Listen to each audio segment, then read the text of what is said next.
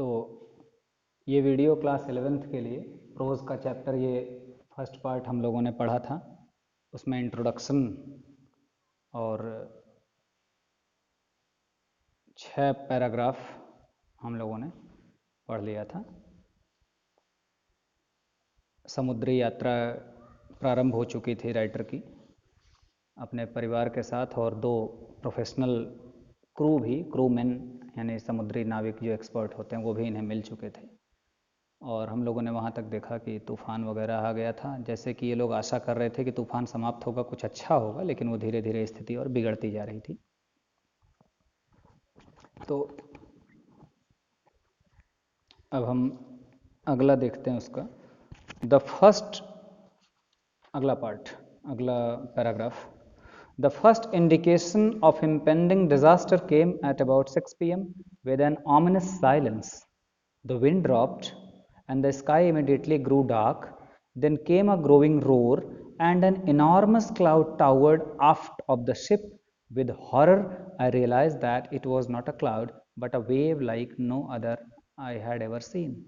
It appeared perfectly vertical and almost twice the height of the other waves, with a frightful breaking crest. The first indication, जो पहला लक्षण आया, of impending disaster, impending यानी निकट आना, disaster यानी प्रलय, विनाश। जो विनाश का पहला लक्षण दिखा वो लगभग 6 बजे दिखा शाम के समय। विद एन ऑमिनस साइलेंस, बिल्कुल चुप्पी, शांति, यानी सब कुछ शांत था। इसको कहते हैं समुद्री यात्रा की भाषा में कि तूफान के पहले की शांति। ऐसा माना जाता है तूफान आने वाला होता है ना तो बड़ी शांति हो जाती है कुछ देर के लिए। द विंड ड्रॉप्ड, हवा बिल्कुल बंद सी हो गई, रुक गई। And the sky immediately grew dark, और आसमान अचानक से बिल्कुल अंधेरा हो गया आसमान में, अचानक से। Then came a growing roar, और फिर बड़ी तेज गुर्राने की आवाज आई एकदम। And an enormous cloud towered aft of the ship, और लगा कि समुद्र के ऊपर बहुत ही बड़ा काला सा बादल आकर लग गया, बहुत ही बड़ा काला सा बादल, ऐसा लगा। With horror I realise that it was not a cloud, लेकिन आतंक बिल्कुल मन में बस गया, एकदम भय समा गया जब मैं ये समझा कि ये बादल नहीं है but a wave like no other I had ever seen. ये एक ऐसी लहर थी कि इस तरह की बड़ी लहर मैंने जीवन में देखी नहीं थी अभी तक। It appeared perfectly vertical and almost twice the height of other waves. ये बिल्कुल ऐसे सीधे खड़ी लहर थी, एकदम सीधे ऐसे लहर खड़ी है, और जितनी लहरें अभी हमने देखी थी ऊंचाई वाली, उससे ये दोगुनी ऊंचाई की लहर थी। With a frightful breaking crest, और जिसका क्रेस्ट यानी सबसे ऊंचला पार्ट जो होता है, बड़े भयानक तरीके से वो टूट रहा था। वो जैसे लहर उठती है ना, ऐसे समझो, इस तरह से लहर ऐसे आएगी, ऐसे ऐसे बिल्कुल खड़ी होगी, ऐसे पानी की लहर इस तरह, फिर ये टूट के ऐसे गिरेगी भी लहर। ये तुम लोग पता नहीं ऐसे समझ पा रहे हो कि नहीं। समुद्र में लहरें इस तरह आती हैं, छोटी लहरें देखोगे तब भी अनुमान लगेगा, या फिल्मों में, अब तो मोबाइल है, देख लेना ये लहरें, क्रेस्ट, ये हाइट से ऐसे जाके फिर क्रेस्ट ब्रेक हो जाता है ऐसे गिरते। अब सपोज करो कि यहाँ अगर कोई शिप हो तो उनके ऊपर क्या बीतेगी ऐसी परिस्थितियों में। ये कल्पना कर सकते हो कि अगर यहाँ पे कोई इस तरह का शिप हो और इस तरह से लहर अचानक समुद्र से उठने लगे तो कितने खतरे में उसके लोग पड़ेंगे।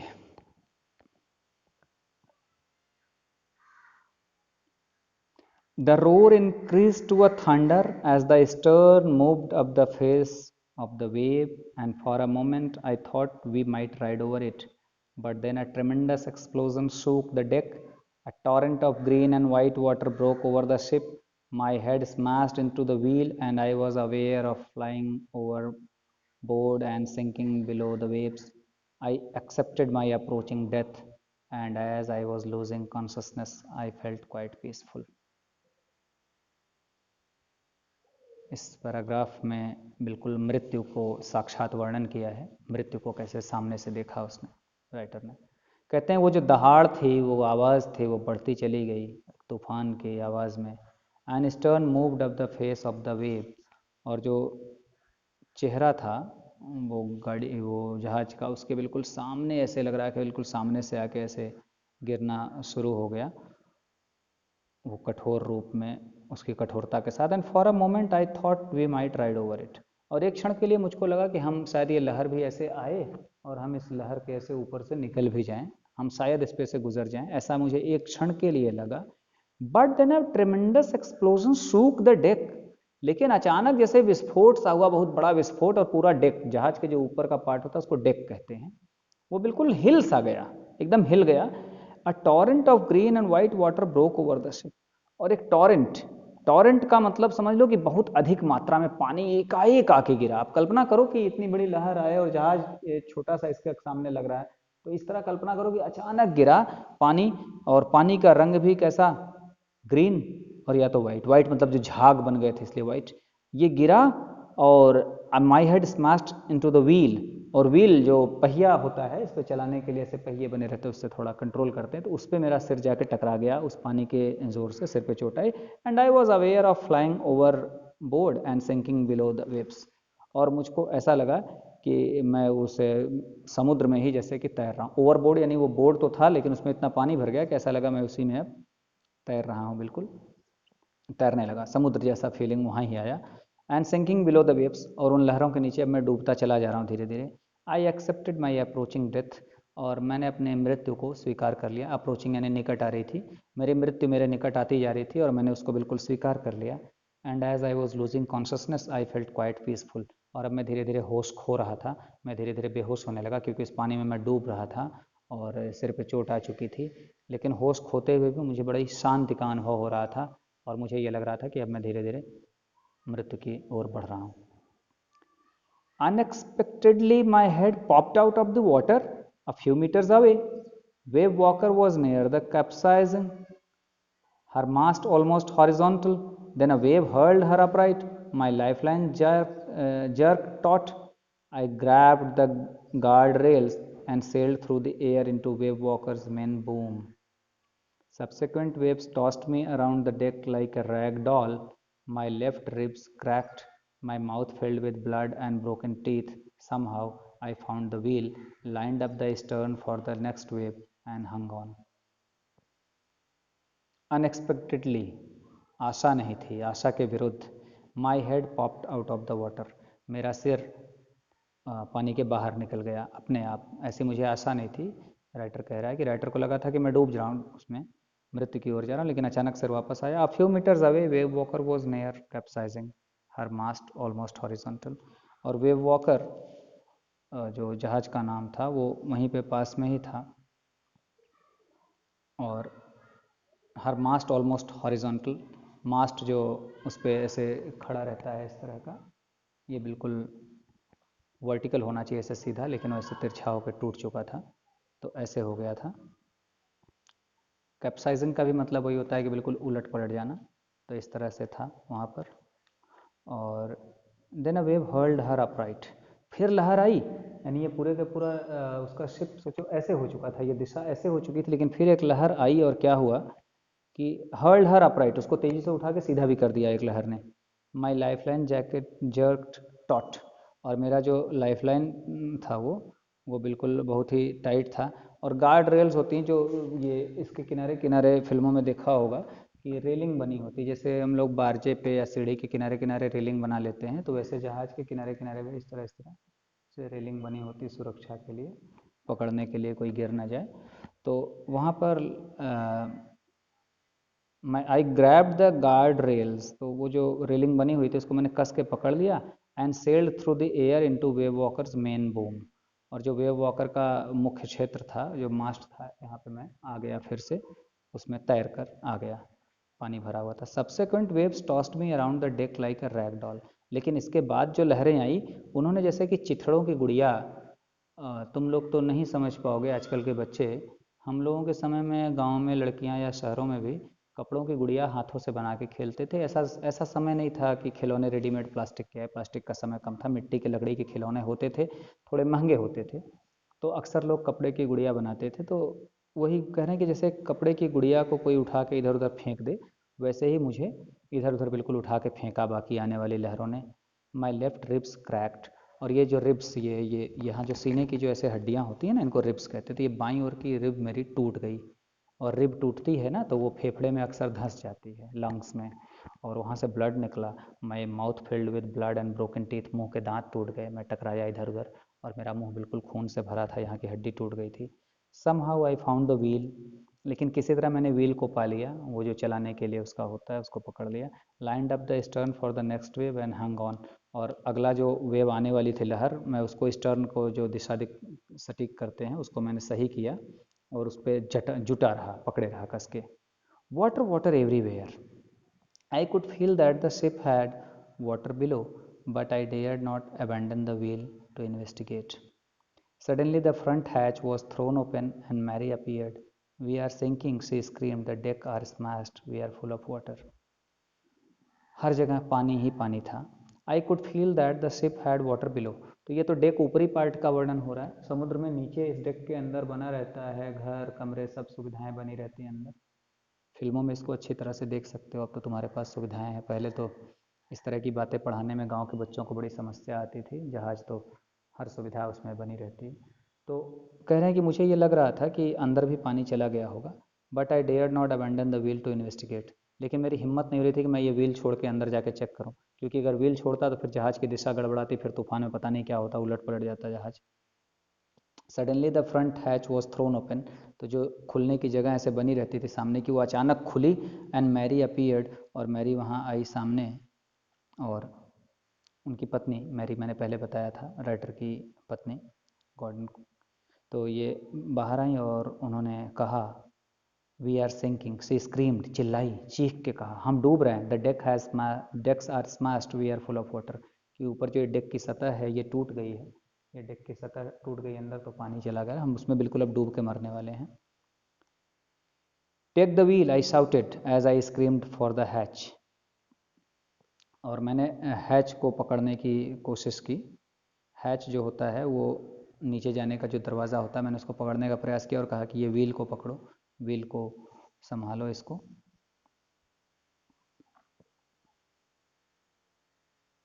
Larry and Herb were pumping like madmen, और लैरी और हर्ब, अब ये दोनों क्रू मेंबर्स थे, इनको एक्सपीरियंस था, तो ये पंपिंग कर रहे थे, यानी कि हवा पानी को बाहर निकालने के लिए एकदम पागलों की तरह परिश्रम कर रहे थे। ब्रोकन टिम्बर्स हंग एट क्रेजी एंगल्स, और जो लकड़ी के टुकड़े थे वो इधर उधर सब, तख्ते वगैरह सब टूट के लटक रहे थे। The whole starboard side bulge inwards, और अंदर की ओर जो किनारे किनारे की सारी चीज़ें होती सब टूट के लटक गई थी। Clothes, crockery, charts, tins and toys lost about in deep water, और जो हमारे कपड़े थे, क्रॉकरी यानी जो बर्तन वर्तन होते हैं, चार्ट्स, नक्शे वगैरह, टिन, डिब्बे, खिलौने बच्चों के, सब पानी में, गहरे पानी में डूब रहे थे या तैर रहे थे। I half swam half crawled into the children's cabin, तो आधा तैरा आधा रेंग के मैं बच्चों के केबिन में गया। Are you all right, I asked. Yes they answered from an upper bunk, तो क्या तुम ठीक हो, मैंने पूछा। तो वो अपर बंक, अपने कमरे में थोड़ी ऊंची जगह जैसे टाण वाण टाइप का बना रहता है, वहाँ वो छिपे हुए थे। उन्होंने कहा हाँ हम ठीक हैं। But my head hurts a bit said Sue, और सू ने बताया, सुजैन का शॉर्ट फॉर्म उसकी बेटी का, कही कि मेरा सिर दुख रहा है। Pointing to a big bump above her eyes, क्योंकि यहाँ पर उसकी आंखों के ऊपर गूमड़ निकला हुआ था।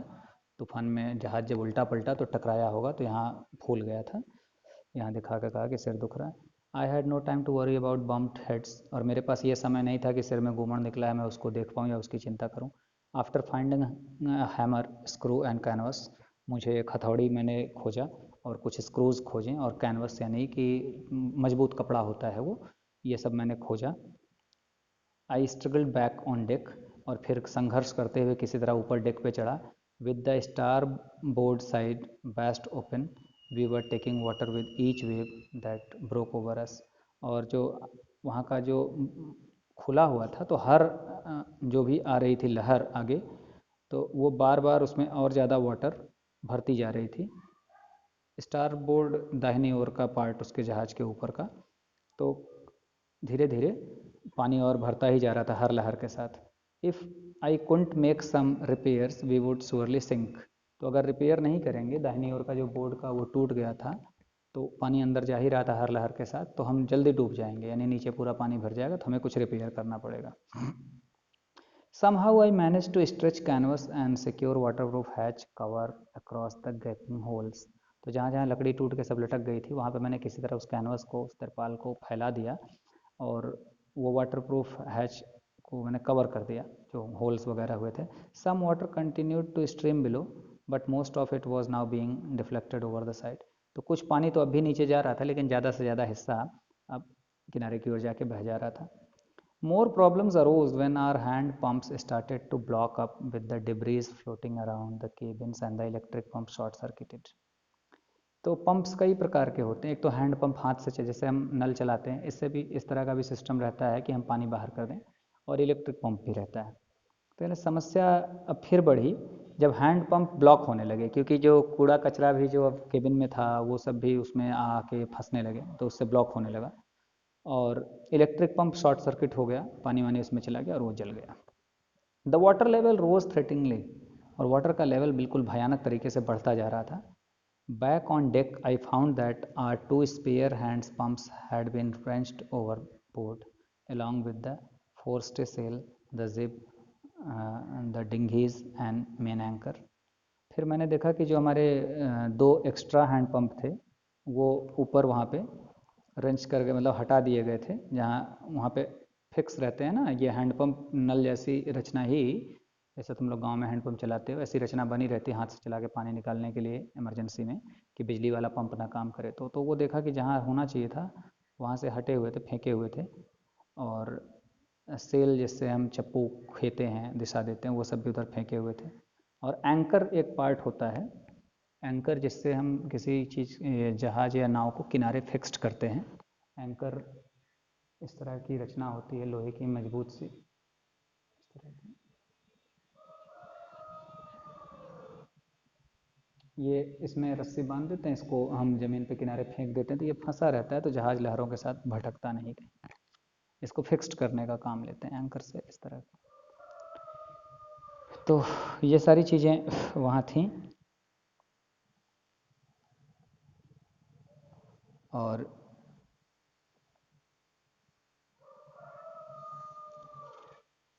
कहाँ गया यार, डिघीज़ जो होते थे वो छोटे छोटे बोट्स होते हैं डिघी. वो इमरजेंसी में बहुत छोटे बोट की एक आदमी उसमें बैठ सकता है, निकल सकता है. ये सारी चीज़ें थी वहाँ पर. तो इन सब को हम लोगों ने वहाँ मैंने देखा. कहाँ गया,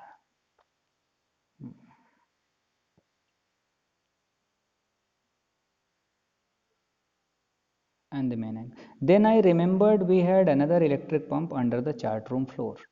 और तब मुझे याद आया कि जो नीचे चार्ट रूम वाला कमरा है जिसमें चार्ट रूम नक्शे वगैरह हैं, उसमें एक दूसरा भी इलेक्ट्रिक पंप है. I connected it to an out pipe and was thankful to find that it worked. तो मैंने इसको तुरंत बाहर के पाइप से जोड़ा जिस पाइप से पानी बाहर जाता है, और बड़ा धन्यवाद दिया और अपने भाग्य को, खुद को भी, कि मुझे याद आया, ये काम करने लगा. The night dragged on with an endless bitterly cold routine of pumping, steering and working the radio. तो पूरा रात इसी तरह चलता रहा. ये एक ख़त्म न होने वाली रात थी, बहुत ही ख़तरनाक ठंड और लगातार हाथों से पंपिंग, स्टीयरिंग यानी कि इसको दिशा देना, सही लहरों से बचाना, रेडियो को सही करना. We were getting no replies to our mayday calls, और हमें कोई उत्तर नहीं मिल रहा था. मे डे कॉल्स मतलब कि जो इमरजेंसी में जो रेडियो पे हम संदेश भेजते हैं बाहर कि हमें कोई हेल्प मिल सके, तो उस पर भी कोई जवाब नहीं आ रहा था. Which was not surprising in this remote corner of the world. और ये कोई आश्चर्य की बात नहीं थी क्योंकि हम दुनिया के ऐसे कोने में थे कि यहाँ से संभव भी नहीं था कि ये हो सके, वहाँ उत्तर मिल सके.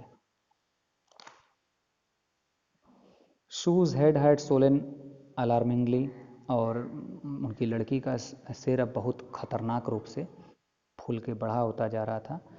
She had two enormous black eyes, उनकी आंखें काली काली बहुत बड़ी बड़ी हो गई थी, और आँखों में मतलब सूजन आ गई थी इतनी ज़्यादा आँखों में, और काला काला ये सब हो जाता है चोट आने से, ये सब काला पड़ चुका था.